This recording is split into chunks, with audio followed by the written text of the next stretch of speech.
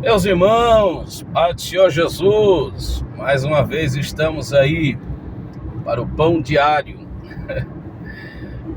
Como diria meu cunhado, carinhosamente, o Cláudio Miro, presbítero da igreja, pregoeiro do Evangelho, alguém que a gente tem um grande respeito, um grande carinho, sobretudo porque um dos nossos distintivos quanto cristãos é a leitura que nós fizemos do sofrimento. Então ele, juntamente com a irmã Silvia, minha concunhada, enfrentaram a dor indizível e fizeram a leitura, uma hermenêutica da situação. E a leitura da situação que eles fizeram é um demonstrativo da cristandade que habita neles.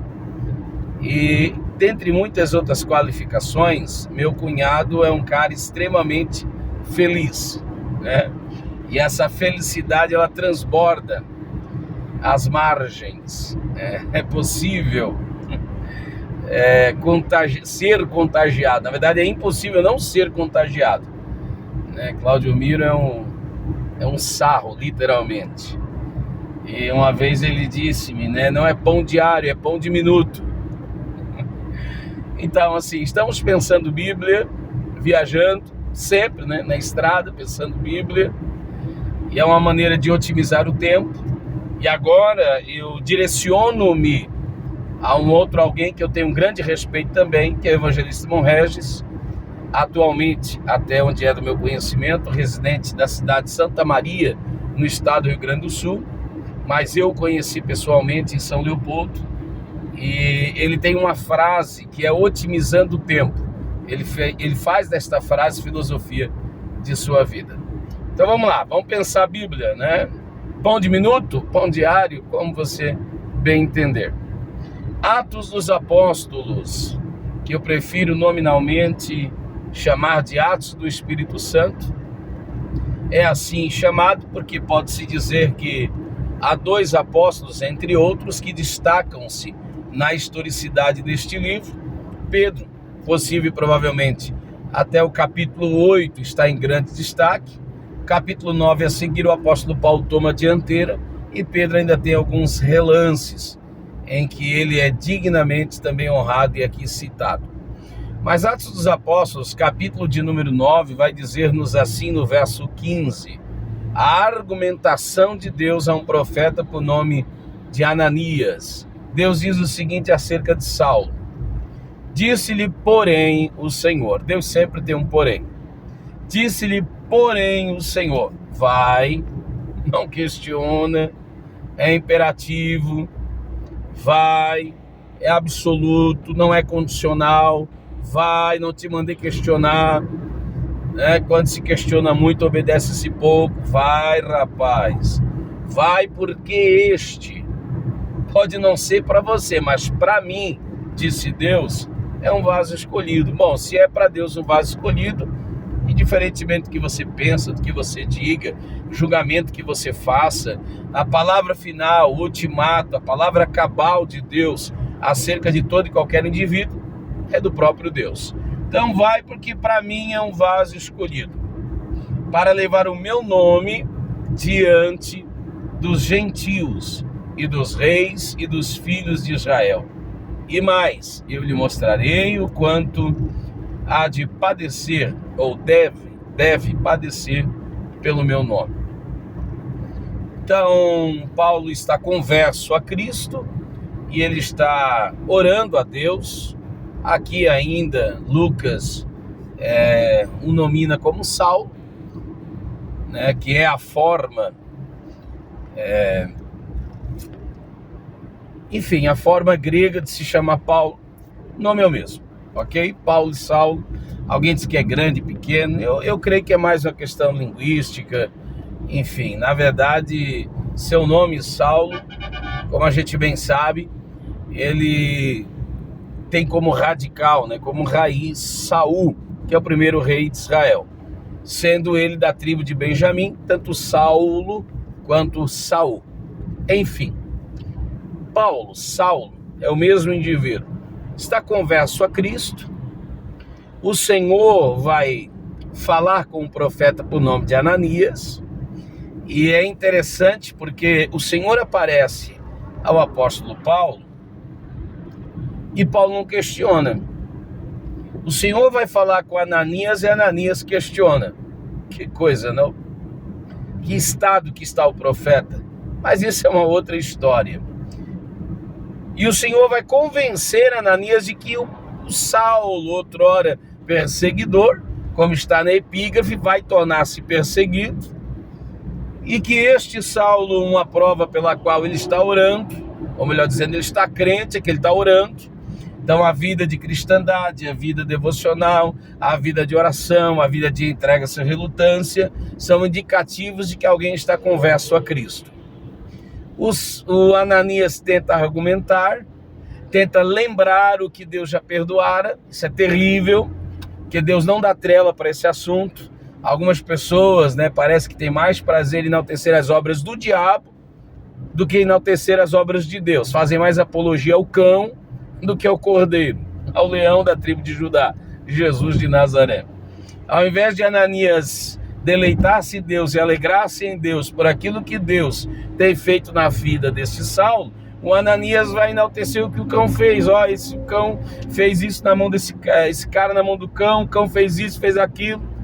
E era como que Deus estivesse dizendo, se ele fez tudo isso na mão do cão, imagina o que ele não vai fazer na mão do leão. Então vai, porque é para mim um vaso escolhido. E mais, para levar, algo específico, para levar a minha nova, o meu nome, a quem? Aos gentios. Só que Paulo vai escrever, falando à galáxia do sul, na epístola, na carta que temos e conhecemos, chega-nos a nós informativamente como Gálatas.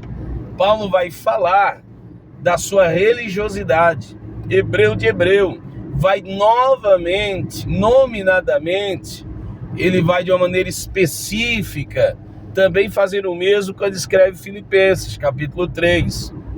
Então olha que interessante, do colégio apostólico, porque para mim Paulo está incluso, como ele mesmo julga-se desse modo, do colégio apostólico, Paulo é judeu do judeu, é o mais de todos. E esse que é mais do que todos, daí ele vai falar de toda a sua biografia, Deus o escolhe para falar aos gentios. E ele vai tomar briga nisso, e ele vai vestir a camisa de tal modo, incorporar literalmente isso, que ele vai ter contendas, inclusive com Pedro, vai ter algumas pessoas que não vão entender como pode um indivíduo tão converso, como pode um indivíduo tão convicto de um ponto, agora está em outro extremado, e continua convicto, mas agora totalmente o oposto da convicção anterior. Esse é o Paulo. Aí observe mais, a carta que algumas igrejas, alguém diz que é a carta mais teológica entre os escritos paulinos, enfim, mas a carta, que mais usa-se, por assim dizer, para defender algumas doutrinas de algumas determinadas escolas teológicas, e eu não quero citá-las porque eu sou muito respeitoso, mas de algumas escolas, por exemplo, que defendem predestinação, eu também a defendo, mas coletiva e não pessoal, isso é uma outra história, não é o assunto aqui. Mas a carta mais usada para falar de justificação, de predestinação, de adoção, de coisas desse tipo, é a carta aos Romanos. A questão é que a carta aos Romanos, esta carta endereçada não aos romanos, mas aos crentes que estão em Roma, a igreja que ali está, não é dali, mas está ali, assim como nós não somos do mundo, mas aqui ainda estamos, ela fora fundada não pelo apóstolo Paulo, mas como resultado da mensagem de Pedro. E como resultado da mensagem de Pedro e da descida do Espírito Santo no dia de Pentecoste. Então olha que interessante. A carta normalmente mais rebuscada, a carta normalmente que mais é balizadora, que mais vale-se Para os não pentecostais, que fazem uso desta carta, entre estes alguns grupos cessacionistas, é a mesma carta, ou melhor dizendo, é a mesma igreja cuja essa carta é endereçada que fora fundada pelos pentecostais. É um senso de humor de Deus extraordinário. Agora, o motivo do meu vídeo, e desculpe mais uma vez a extensão da introdução do mesmo, é o seguinte: vamos pensar a Bíblia, gente, conversar a Bíblia. O motivo do meu vídeo, o motivo da minha fala é dizer-lhes: a conversão muda tudo. Você sabia que hermenêutica, né, o radical da mesma, ela é fundamentada em Hermes. Hermes é um pseudo-deus, né, da mitologia grega, é o Deus mensageiro, é o Deus que expõe, é o Deus da homilia, o Deus da verbalização, é aquele Deus que, supostamente, né, logicamente, que é mestre na transmissibilidade, por isso Hermes, da onde deriva a palavra que conhecemos como hermenêutica. Só que uma das coisas que, referente à hermenêutica, a gente nunca pode esquecer é que, preste bem atenção nisso, a vida, ela é uma vida hermeneuta. Como assim? Estou dirigindo. Se eu dirigir-me, né, se eu bruscamente ou não bruscamente, enfim, se eu direcionar o meu carro, o volante do meu carro à esquerda, é uma hermenêutica, é uma leitura que eu estou fazendo. Se eu dirigir-me à direita, é uma hermenêutica, é uma leitura que eu estou fazendo. Lembro-me quando bastante jovem, na minha adolescência, na época, com poucos recursos, enfim, e talvez uma questão cultural, hereditária, nós valíamos do sol como nosso relógio. Meu pai é expert nisso, né? Como diria ele, 60 anos de praia.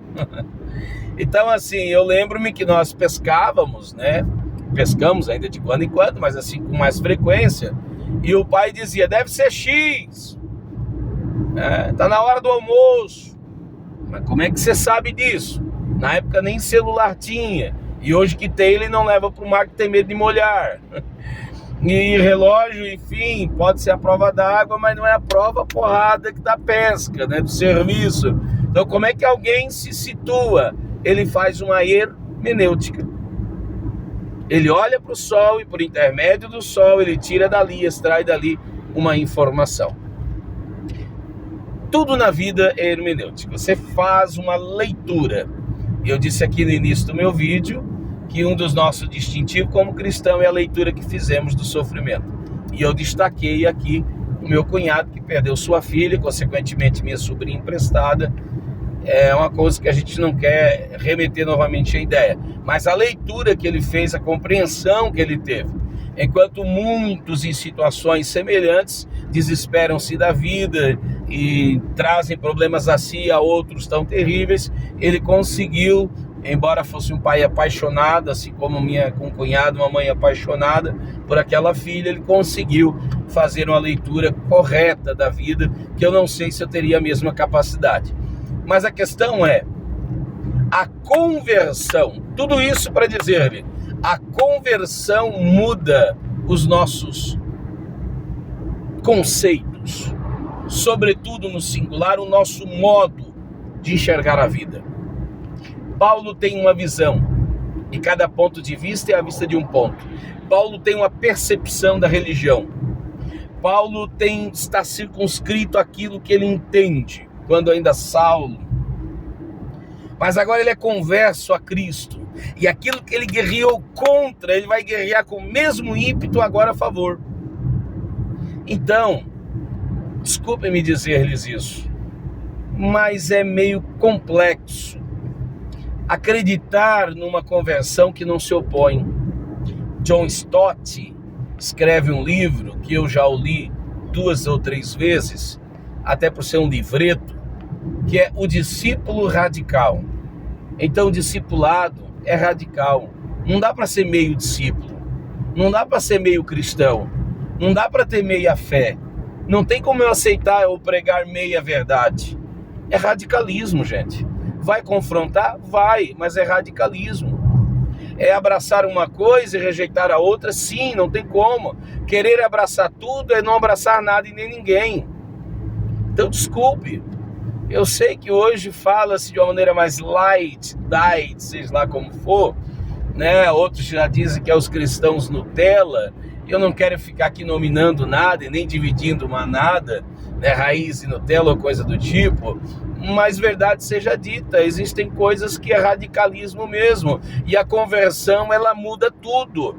O converso é modificado, porque senão ele não é converso. Isso é converso, é mudar de direção, é mudar, é metanoia, é o que disse Paulo, Romanos 12. Então, desculpa, não é ser fascista, não é ser radical, mas ao mesmo tempo é ser, sim, fascista, se for um fascista do Evangelho. Radical, sim, se for um radical pelo Evangelho. É viver com intensidade, é viver com plenitude. Não dá para viver pela metade. Esse Paulo, ou Saulo, como preferir, que para você era radicalmente contrário, agora será radicalmente um vaso. E eu escolhi justamente por isso, porque ele não é mureteiro, ele não está no meio, ele é vaso, e vaso escolhido para levar, e vai padecer, e vai penar, porque é isso que ele é. Então a conversão muda tudo. Não dá para crer em cristãos conversos com restrições, entendeu? Isso envolve política, sim. Isso envolve maneira de comprar e pagar, sim. Isso envolve maneira de fazer leitura, sim, tem que ser. Não há como, não tem como ser diferente. Então desculpa, a conversão muda tudo. Senão, não é conversão. Que sejamos em Deus conversos a Cristo, sempre é Ele, ok? A conversão a Cristo me converterá a meu pai, a minha mãe, a minha esposa, a minha filha, a meus entes queridos. A conversão a Ele vai tocar em todas as áreas da minha vida e me converterá a uma vida mais plena. Não estou aqui pregando perfeccionismo, muito longe disso. Então, assim, eu não sou. E o que me faz entender que eu não sou é justamente o que motiva a tentar ser. É isso mesmo, é conversão. Deus abençoe em Cristo Jesus. Por isso que a gente é chato, só fala de Bíblia. Esses crentes chatos, vão falar do quê, gente? Eu sou convertido, eu sou converso a Cristo. Entendeu? Eu me direcionei a Ele, eu fui atraído por Ele, cativo a Ele e pronto. Só que a Bíblia vou querer o que mais? É Bíblia mesmo, é Ele. Sou apaixonado por Ele. Deus abençoe em Cristo Jesus.